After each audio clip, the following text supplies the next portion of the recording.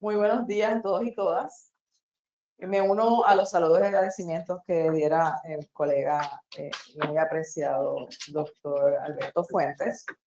En esta mañana voy a estar hablándoles de cómo el sistema de transporte colectivo puede fungir como catalítico para el desarrollo de la región metropolitana de San Juan.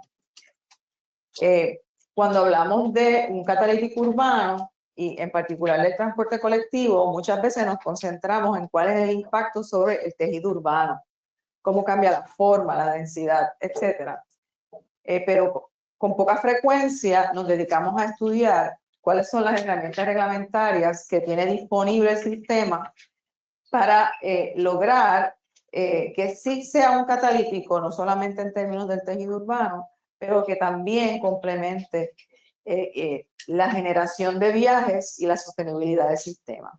Para entonces hablar de cuáles son las herramientas reglamentarias disponibles, debemos hacer un repaso de cuáles han sido las herramientas reglamentarias utilizadas por el sistema en el pasado.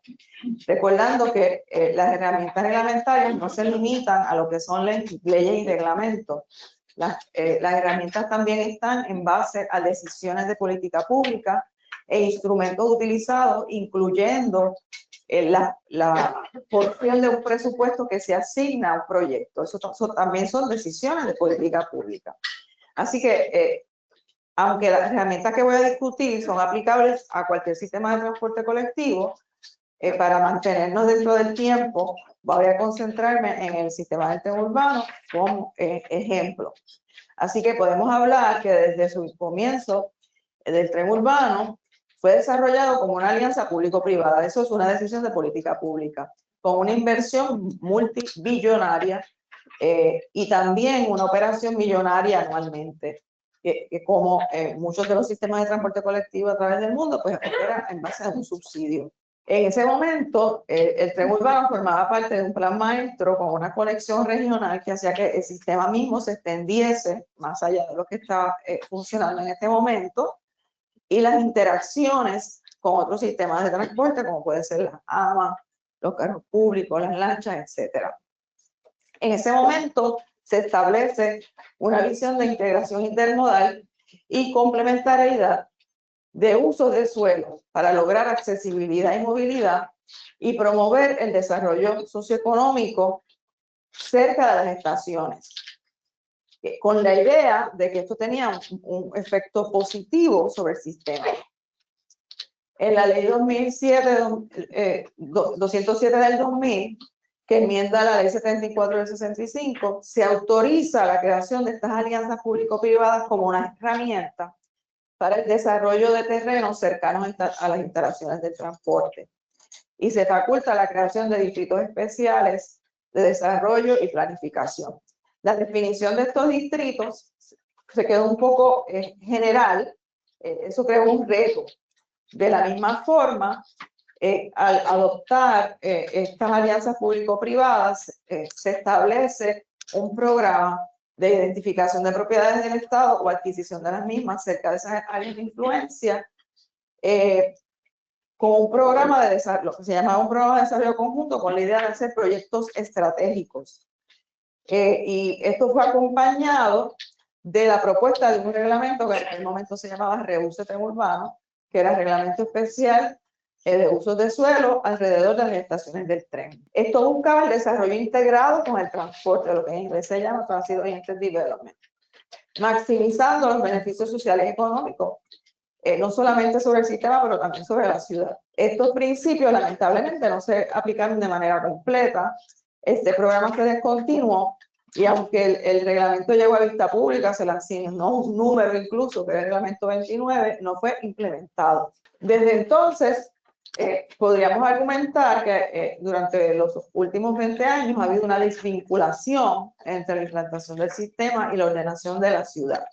Esto tiene que ver también con el sistema fragmentado de ordenación territorial. Tenemos 3 municipios que son municipios autónomos que tienen sus propios intereses y en ausencia de un plan regional, pues cada municipio ala hacia sus propios intereses y no necesariamente aporta a ese objetivo del desarrollo sostenible alrededor de las estaciones. Eso lleva a que se toman algunas decisiones sobre la disposición de propiedades en esas áreas de influencia que se dirigen a usos que promueven el uso del automóvil, que es contrario al objetivo de que queremos que esas áreas generen viajes en el sistema de tren urbano. Aquí tenemos ejemplos muy cercanos aquí, las farmacias que se construyen tanto en la estación aquí Roosevelt como en la de Sagrado Corazón, y resalto que en esta área de la Milla de Oro va a ser una de las áreas de mayor presión de desarrollo, en donde va a haber mayor reto en términos de implementar políticas para generar el tipo de viaje que nos va a aportar el desarrollo deseado en estas estaciones.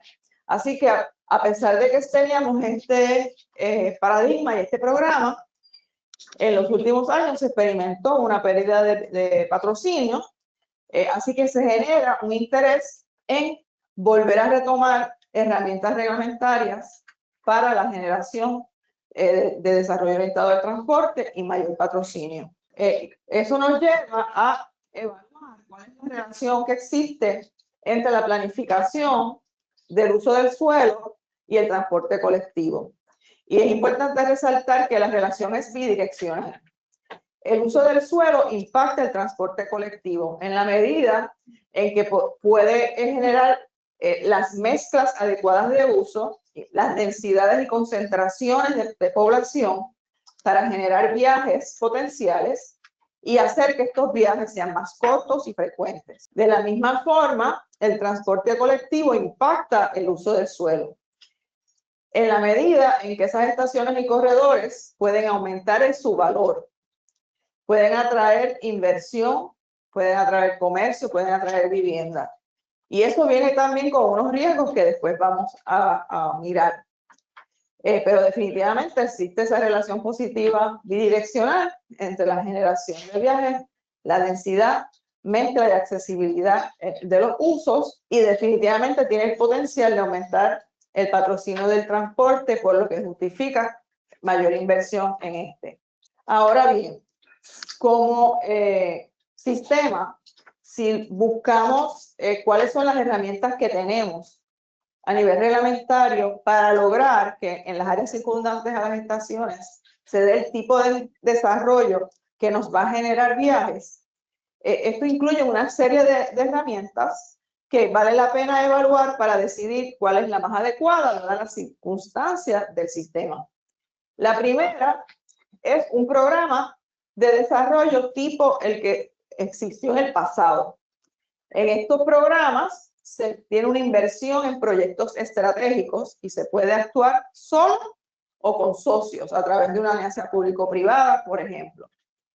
En ese caso, ATI, como la agencia que está encargada del sistema, puede adoptar un rol, ya sea de desarrollador directo, de gestor de los proyectos o incluso socio en el desarrollo de estos. Sin embargo, esto tiene un costo altísimo en términos de adquisición e inversión en estos proyectos.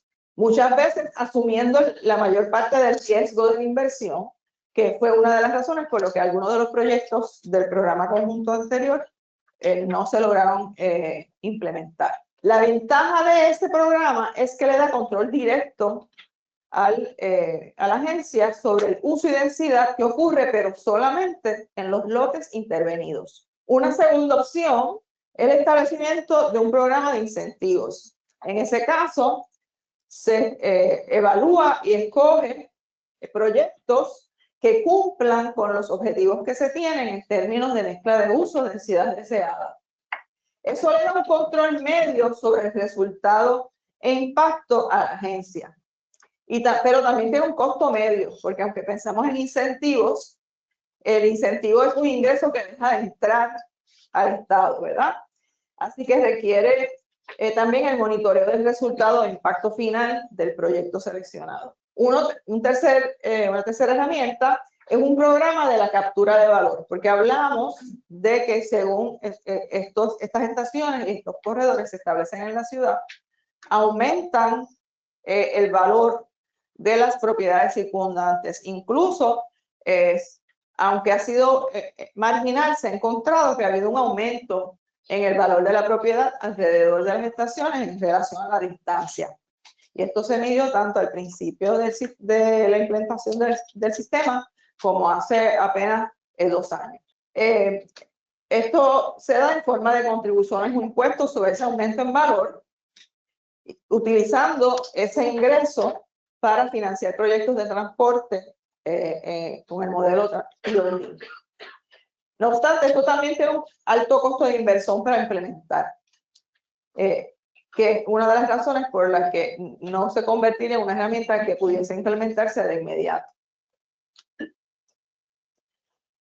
Ahora bien, tenemos una última herramienta, que es la que le hemos recomendado a ti seguir, que es el establecimiento de un plan regional y un reglamento que regule, valga la redundancia, el desarrollo en las zonas de influencia del sistema. No obstante, es un reglamento que no sigue los mismos principios rectores del anterior. Y vamos a hablar un poco de cuáles son esos principios rectores que hemos recomendado. Un plan y reglamento a escala regional determinaría usos y densidad en todos los lotes y no solamente en los lotes de proyectos estratégicos. Podría lograr incentivar vivienda de alta a media densidad y otras actividades económicas que generen viajes por ser orígenes y destinos de los mismos. Puede dirigir el desarrollo sin asumir inversión directa. Y en ese caso, el rol de la agencia sería de monitor del desarrollo y promotor del mismo. Tiene un menor costo de implantación y tiene un mayor control porque se extiende a todas las propiedades como les indicaba.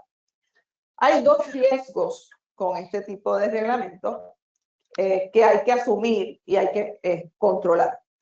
Uno es la reducción de asequibilidad de la vivienda por el aumento en demanda y el aumento en valor que les mencionaba hace un rato, y el riesgo de elitización o gentrification.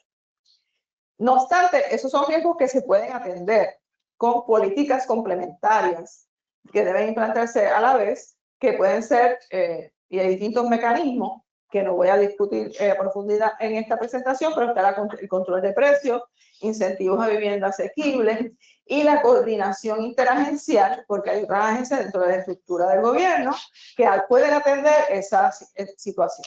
Ahora bien, en términos de los principios rectores de este plan y reglamento recomendado, seguimos lo que se llama el TOD Standard o Standard TOD, desarrollado por el Instituto de Política de Transporte y Desarrollo, que nos habla de que debe existir una mezcla estratégica de usos alrededor de las estaciones en sus áreas de influencia.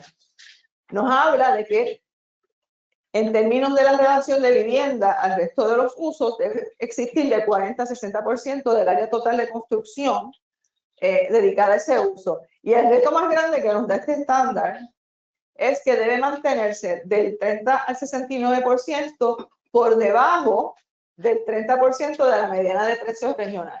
Eso es un gran reto, particularmente en sectores como este en el que estamos, ¿verdad? No obstante, el mensaje que sí nos tenemos que llevar es que hay que atender el asunto de vivienda asequible cerca de las estaciones porque son usuarios potenciales del sistema. También nos habla de mantener usos que provean permeabilidad a nivel de calle. Eso implica que sean usos que permitan que las personas estén entrando y saliendo de esos primeros pisos, como actividades de retail, oficinas, servicios. Y uno de los elementos interesantes es que señala que debe haber una distancia particular con usos claves que hacen que las personas se muevan de un lugar a otro, como puede ser para usar parques, para obtener alimentos, servicios de salud y escuela. Y nos habla de que esos usos deben estar a 300 metros, 500 metros y 1000 metros. Nos habla en términos de la densidad que la densidad debe tener una relación inversa con la distancia desde la estación o corredor. Es decir, que mientras más cerca de la estación estemos, mayor densidad debe haber. Y debe entonces progresivamente irse mezclando con la densidad de las áreas circundantes a esas áreas de influencia. Lo que llama a la necesidad de espacios de transición para reducir shocks a esas áreas circundantes. En este tipo de reglamento también se pueden incorporar elementos de diseño urbano y calidad del espacio público en términos de dónde se provee sombra, iluminación, cuál debe ser el ancho y uniformidad de las aceras, cuál es la infraestructura peatonal y cómo se conecta con otros modos, como puede ser la micromovilidad. También nos habla de la necesidad de reconocer que hay una heterogeneidad en la ciudad. El reglamento anterior, el reuso, proponía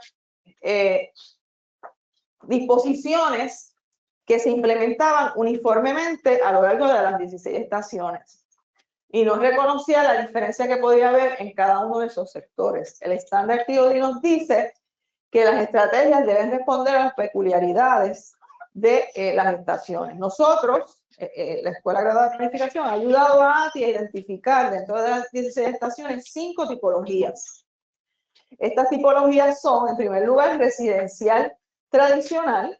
Esto se refiere, por ejemplo, cascos urbanos, zonas históricas, y se convierte en una tipología porque muchas veces tienen reglamentos adicionales, no solamente en la ordenación de terreno territorial, pero también tienen un plan especial para esa área histórica o casco urbano. El segundo es residencial no tradicional, que tienden a ser áreas que son mayormente residenciales, que no tienen la condición anterior. Tenemos las que tienen características de especialidad médica, por la presencia de hospitales y oficinas asociadas. Tenemos la tipología educativa, que está vinculada a áreas que están conectadas a universidades. Y tenemos unas que por su mezcla la debemos mantener como categoría de uso mixto. Estas están concentradas mayormente en, por ejemplo, la Milla de Oro, donde estamos ubicados ahora mismo. Ahora bien, uno de los asuntos que también proponemos que debe cambiar en comparación con el reuse es cómo definimos el radio de influencia. En la ley 123 del 2014 se establece que el área de influencia se extiende a 500 metros de la estación. Sin embargo, el estándar nos sugiere que esa área de influencia debe ser expandida a 800 metros mínimo. Incluso llega a recomendar que sean 1000 metros. Y que ciertos usos deben, de los necesarios que les hablaba anteriormente, deben ubicarse en un área inmediata a la estación. Por eso se habla de la necesidad de establecer 3 radios. Uno de 250 metros de la estación, uno de 500 metros, que es el que está en la ley, y extender entonces al menos a 800. Reconociendo la cultura de este país, proponer 1000 sería mucho pedir, pero ya hay distintos sistemas que están adoptando ese estándar, y aquí presentamos uno que es el corredor central que conecta a la ciudad de Minneapolis con la de San Paul, que ya ha extendido esa área de influencia para satisfacer el estándar del instituto. Así que establecer este nuevo esquema de 3 radios con disposiciones diferenciadas requiere la formulación de política pública, incluyendo la enmienda a la ley 123, la redefinición de las áreas de influencia y distritos de transportación colectiva que tenemos hoy mismo, y la implantación de distritos sobrepuestos. Les hablaba que cada municipio tiene su plan de ordenación territorial. Tenemos la opción de cambiar o imponer qué debe ocurrir borrando sus planes, lo que es sumamente difícil, reconociendo su autonomía. Así que lo que utilizamos son distritos sobrepuestos que no alteran en la base de la ordenación territorial, pero añaden en esos radios disposiciones o restricciones adicionales de altura, de uso por ejemplo, la restricción de estacionamiento cerca de las estaciones.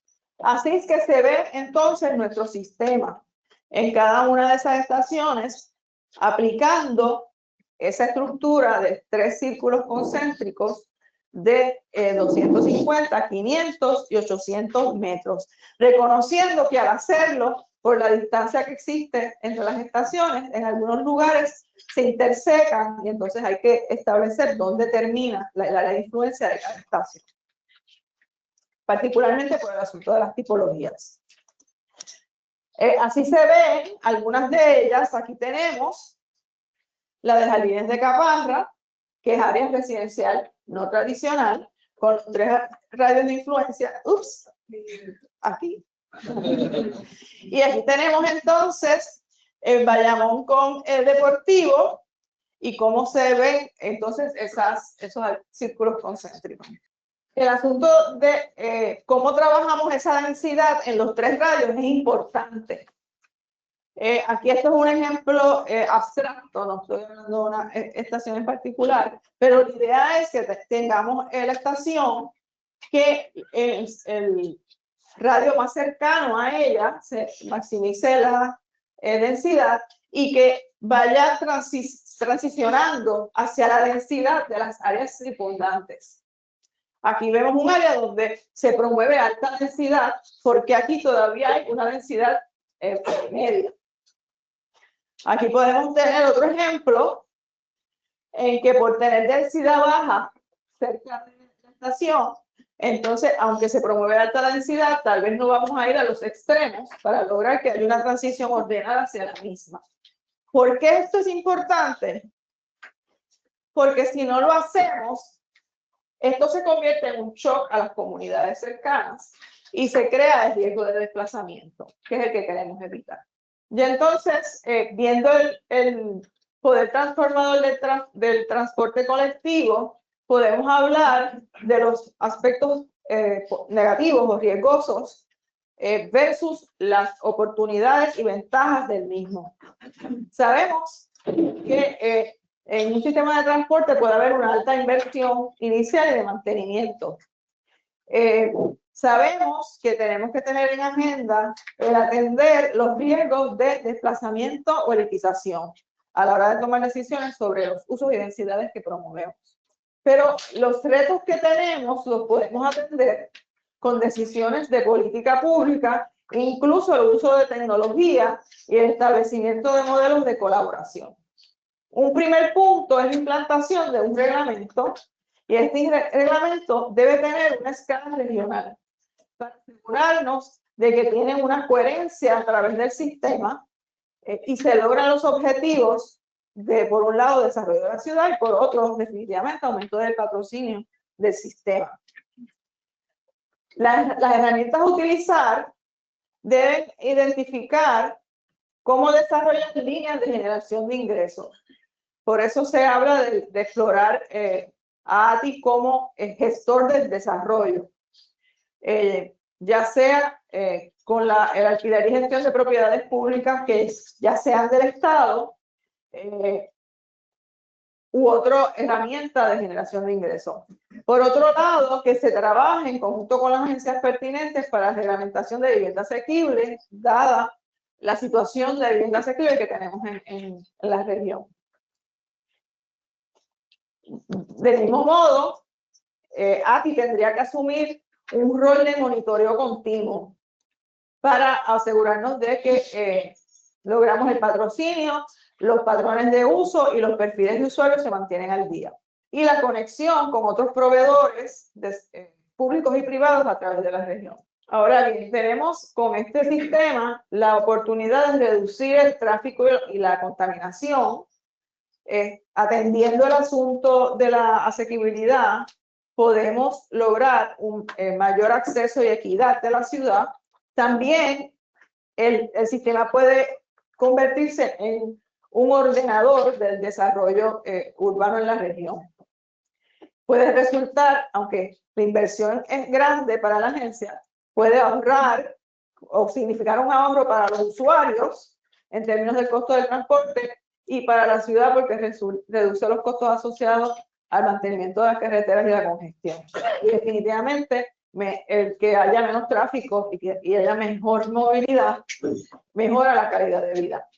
Así que lo importante es que en esta ocasión lograr que el reglamento pueda ser implementado de forma de que esta visión que tenemos de la ciudad se convierta en realidad y nos movamos de lo que ahora mismo son oportunidades a la acción real.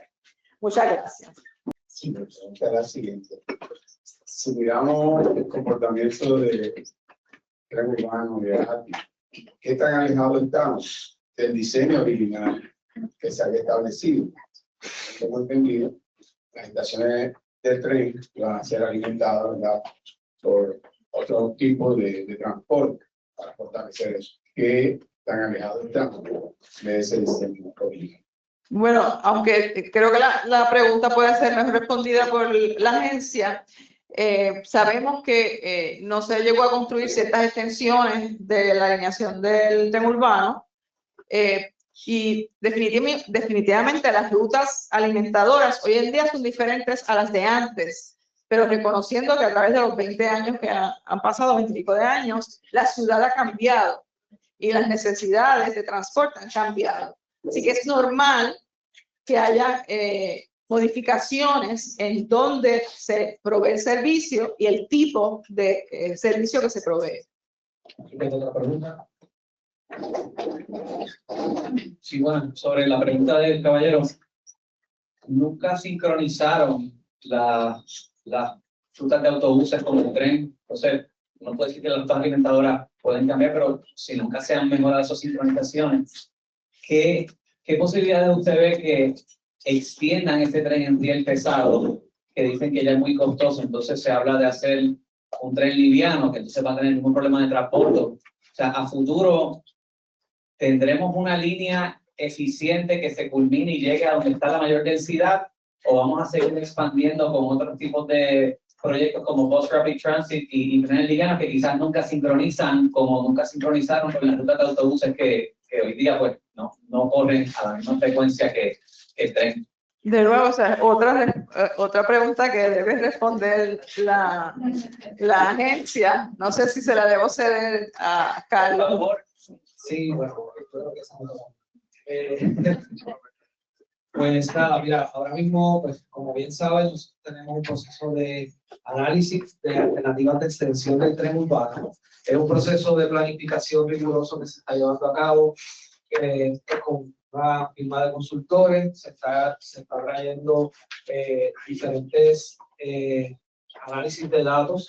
Eso es una de las cosas que hemos querido resaltar hoy aquí para poder entonces, o sea, que queremos resaltar hoy aquí para poder entonces tomar esas mejores decisiones, ¿verdad? Estoy contigo de que quizás en años anteriores esa coordinación con los autobuses pues no ha sido la mejor, pero eso se debe a diferentes factores de lo que estaba hablando la licenciada Liliana Reyes esta mañana, que los sistemas estaban operando de forma aislada y no había una sincronización entre ellos. Ahora mismo la visión de ATI es poder proveer y esa sincronización entre los sistemas.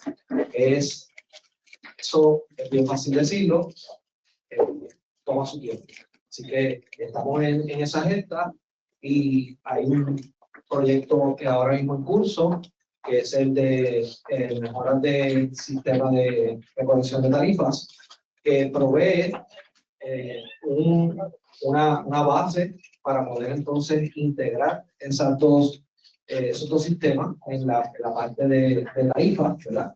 Y de planificación de viaje, dándole a través de una app, dándole información al usuario para que puedan tomar mejor decisión. Sí, por aquí tengo una. Sobre esa pregunta, yo quería cambiar de tema. Para no respiro. Todo el mundo quiere y pretende lo de la sincronización. Para que la sincronización viene en diferentes niveles. Mencionaron. Hay una sincronización administrativa, Hay una sincronización operacional y hay una sincronización económica. ATI lleva, ¿cuánto? 2000, ahí no me acuerdo ya, 2013, ¿verdad? 2014, 2014. Yo me debo por la verdad, pero el problema es que, ¿cuál es el problema que queremos resolver primero? ¿Verdad? Y está la parte económica. O sea, para tú poder tener un sistema que cuando llegue el tren, la guagua esté ahí esperando porque tú llegues, hace falta recursos de autobuses, choferes, porque si usted tiene 37 rutas a lo largo del área metropolitana y quiere que esas 37 rutas se conecten directamente con el con el tren, pues primero hay que cambiar la ruta. Es un proceso federal, hay que pedir listas públicas, hay que buscar comentarios, a menos que yo tenga dinero para poner rutas nuevas. Lo cual sabemos que en Puerto Rico pues es diferente. A lo que quiero decir es que hay muchos niveles en lo que se llama sincronización. ATI pues viene ahora a hacer esta integración porque primero es la sincronización de principio y propósito. Como mencionaron, hay 4 agencias, cada una con su director ejecutivo, con sus planes y sus reglas, y su junta de directores. O sea, que sincronizar eso era complicado y por eso es que ATI surge con una solución. Vamos a tenerlas todas en una para que esas ideas, esas metas y esas visiones se puedan ir sincronizando, que los supervisores, que los gerenciales tengan una sola meta y que puedan trabajar todos a esa misma situación. Obviamente, cuando llegó el 2013, para no extenderme mucho, llega que el 14 llega que la crisis fiscal. Carretera era el que corría el tren, no era ATI, estaba llegando. Y ya con el asunto de la crisis fiscal, eso conllevó que otras consideraciones legales que nadie tenía todavía presente cómo atenderlas. Ya se ha ido limpiando un poco esa nube de lo que es la crisis fiscal. Aparentemente, poco a poco vemos casi el final del túnel, pero todavía quedan retos. Así que la transportación pues va encaminada en esa dirección y pues obviamente la misión final, todos ustedes como ciudadanos que le exijan a sus líderes, ahora digo yo, pues, representantes, senadores, gobernadores que le asignen los recursos económicos, porque sin dinero, yo siempre decía este chiste a Carlos, cuando llegó la crisis, no hay chavo, la coba no por el velado, porque la coba necesitan diésel y todo. Cuando no hay chavo, las carreteras están llenas de boquetes, pero no están ahí y se usan. Es una gran diferencia y quítense la nube del subsidio. Siempre dicen, el transporte colectivo está subsidiado, eso no sirve. Pues busca ver cuánto es subsidio de las carreteras. O sea, que nosotros lo pagamos. O sea, es una cultura que es poco a poco, ¿verdad? Hay que ir limpiándola, pero de nuevo, la agencia de ATI, los felicito por la trabajo. Ahora puedes cambiar el tema. Oye, me sacaste, es para la doctora Criseida Navarro. Recién en la ponencia del doctor Fuentes habló mucho del rol de las asociaciones comunitarias en la gobernanza y en la posibilidad de producir cambios. ¿Qué rol ves tú de las asociaciones comunitarias en poder desarrollar el POD, no solo estableciendo una nueva ordenanza, sino si van a jugar un rol, qué rol le ves y si hay alguna estación en particular donde tú veas que hay más posibilidades de que la comunidad juegue un rol determinante? El que las comunidades estén involucradas aumenta la probabilidad de éxito de la iniciativa, ¿verdad? Porque si hay un buy-in o una aceptación de lo que se propone, ahí va a haber apoyo hacia el mismo.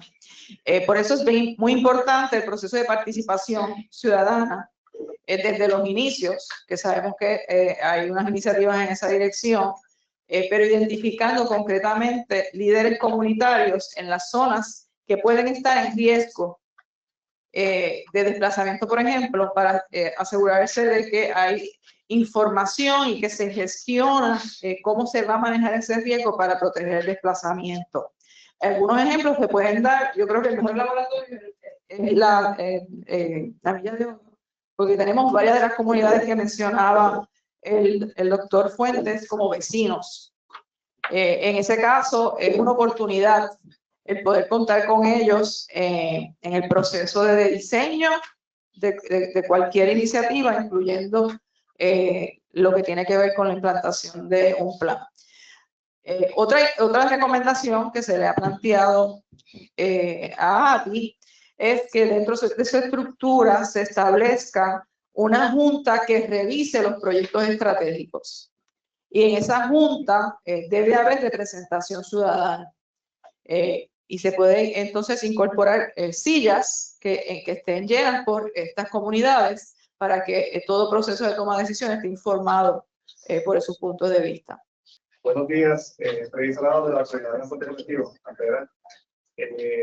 Tengo una razón solamente una. ¿Cómo usted ve el uso de la planificación? Como usted sabe, el boricua depende completamente del vehículo, no importa que el transporte colectivo sea completamente gratis, que le dé un regalito de entrada, lo que sea que se haga, el boricua simplemente quiere usar su vehículo privado. ¿Cómo usted ve entonces el uso de lo que es la planificación en lo que es el uso de los terrenos para limitar el uso de lo que es el vehículo? Por ejemplo, si vamos por lo que es los temáticos de autobús, se ama. Yo eliminaría los tres, eliminaría el carril, que sea un carril fijo, exclusivo de AMA, toda la ruta completa, y el vehículo, o sea, obviamente dándole acceso a estaciones, y un punto, lo que es el línea de destino, accesible para todos. ¿Cómo usted ve en resumen lo que es la planificación para poder utilizar estos terrenos y limitar el uso de lo que es el vehículo privado? Pues precisamente el reglamento que se propone hace eso, restringiendo, al menos a nivel de los lotes desarrollables, la disponibilidad, por ejemplo, de estacionamiento, para priorizar el modo colectivo y otros modos no motorizados sobre el uso del vehículo. Evidentemente, un plan de ordenamiento territorial no planifica las calles. La priorización de, por ejemplo, como usted menciona, el autobús sobre los vehículos. Pero a través de un plan de transporte colectivo regional, sí se puede lograr esa priorización. Y que donde le duele al puertorriqueño es en el bolsillo. Así que en la medida en que el costo de estacionamiento sea alto en las zonas cercanas al tren, no se va a convertir en una opción. Van a preferir el tren. Y es un proceso de educación para modificar la cultura que tenemos hoy en día.